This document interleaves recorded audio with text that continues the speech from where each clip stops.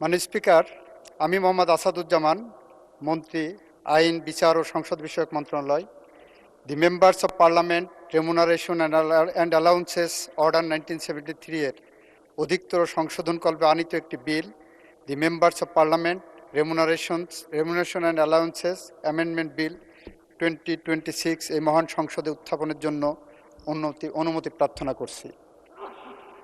মাননীয় সদস্য, আপনি কি আপত্তি করবেন? উত্থাপন করুন। ধন্যবাদ মাননীয় স্পিকার। এই বিলটি যেখানে আপত্তি, তার আগে আমি ধন্যবাদ জানাতে চাই। এটি একটি অত্যন্ত প্রয়োজনীয় এবং সংসদ সদস্যদের জন্য শুল্কমুক্ত গাড়ি, এটা মনে হয় বাংলাদেশ ছাড়া বিশ্বের আর কোথাও নেই। শুধু একটা বিষয় আমি একটু দৃষ্টি আকর্ষণ করতে চাই। এখানে উদ্দেশ্য এবং কারণ সম্বলিত একটি বিবৃতি দেওয়া হয়েছে, যেখানে বলা হয়েছে যে জাতীয় সংসদের যিনি সম্মানিত নেতা রয়েছেন, তার কৌশলী দৃষ্টিভঙ্গি, দূরদর্শী দৃষ্টিভঙ্গির আলোকে বাংলাদেশ জাতীয় সংসদের সদস্যদের জন্য বিদ্যমান শুল্কমুক্ত গাড়ি সুবিধা বর্তমানে অর্থনৈতিক বাস্তবতার পরিপ্রেক্ষিতে পুনর্বিবেচনা প্রয়োজন। এখানে মাননীয় স্পিকার, আমরা সবাই জানি, আপনিও জানেন, মাননীয় বিরোধী দলের নেতার একটা ভূমিকা ছিল।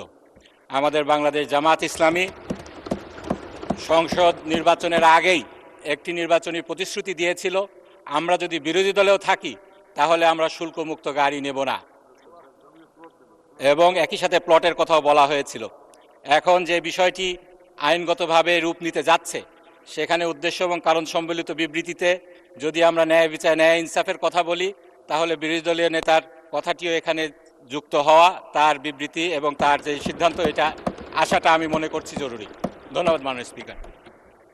এটাকে তো কোনো আপত্তি বলে আমার মনে হচ্ছে না। আপনি কি আপত্তি করেছেন, নাকি কারো নাম মেনশন করার জন্য? বিলে তো আর নাম মেনশন করা যাবে না। Which is the world-class cable brand? Walton Cables, নিরাপদ আগামী সংযোগ। মাননীয় আইনমন্ত্রী। মাননীয় স্পিকার, আপনাকে ধন্যবাদ। আপনার মাধ্যমে আমার মাননীয় সংসদ সদস্যকেও ধন্যবাদ জানাচ্ছি।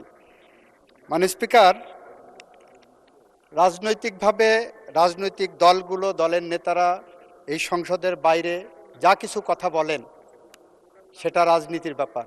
যখন আইনের প্রশ্ন আসবে, মাননীয় স্পিকার, বিলটা উত্থাপন করেন পাবলিক পলিসি হিসেবে সরকারের পক্ষ থেকে সংশ্লিষ্ট মন্ত্রী।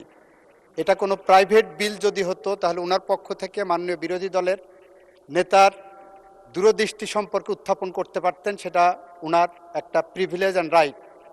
আমরা পার্লামেন্টের প্রথম পার্লামেন্টারি কমিটির মিটিংয়ে মাননীয় সংসদ সদস্য এই বিষয়ে সরকারি দলের পার্লামেন্ট সদস্যদের মিটিংয়ে এটা উত্থাপন করার জন্য বলেছিলেন, এবং সেই অনুসারে আমরা উদ্দেশ্য এবং কারণ সংবলিত এই বিবৃতি তৈরি করেছি। এই পার্লামেন্টে ওনাদের পক্ষ থেকে এ ধরনের কোনো বক্তব্য আমাদের কাছে আসেনি। মাননীয় স্পিকার, নেভারদিলেস ওনারা যেহেতু তুলেছেন, মাননীয় সংসদ নেতা, মাননীয় প্রধানমন্ত্রী ইতিমধ্যেই বলেছেন যে ওনার নামটাও যদি এর সাথে সংযুক্ত হয়, তাহলে আমাদের কোনো আপত্তি নেই। মাননীয় স্পিকার।